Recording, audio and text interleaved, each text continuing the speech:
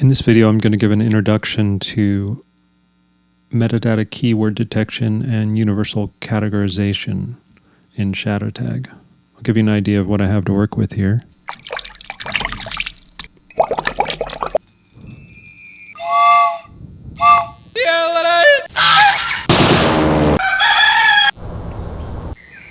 Continuing on other Delta Airlines.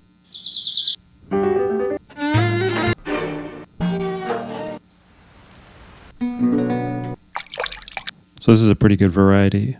I can select all, and in the Tools menu, I'll choose Detect Keywords. The main parameter for Detect Keywords is the confidence. If you have this too high, you'll not get enough terms, or you have it too low, you'll get basically too much noise in your keywords. The two choices for assignment are replace or merge. If you have existing keywords you don't want to overwrite, you would choose merge. In this case, we don't have anything, so we're just going to replace. We'll run this. And let's quickly go over what we have. Liquid squishing, liquid filling container water, bell chime, rail transport, yodeling, singing, screaming, birds, and so on. This all looks pretty good, actually, at 0.75. Can give you sort of an example of what happens when the confidence is too low. In the case of music in particular, if you use a low confidence, because there's so much density in these files, you kind of end up with a huge list of things. And in some cases, this might be what you want, especially if you're not getting appropriate keywords. But for the most part, you want to limit it to just really what's the most relevant. Next, we're going to take a look at the universal category system detection tools. Assuming you have a bit of metadata, it's generally good to be able to find these categorizations. The universal category is built out of category and subcategory pairs.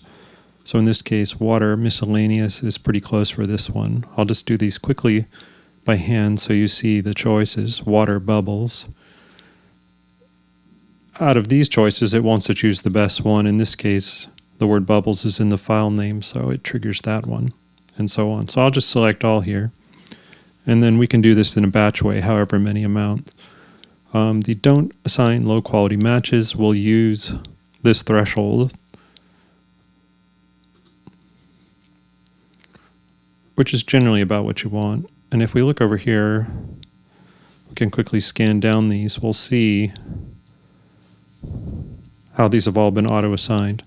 And for most part, these are actually all pretty much right. The other main feature of universal category is a naming convention system. In this preview, you see the naming preview of how it would be named.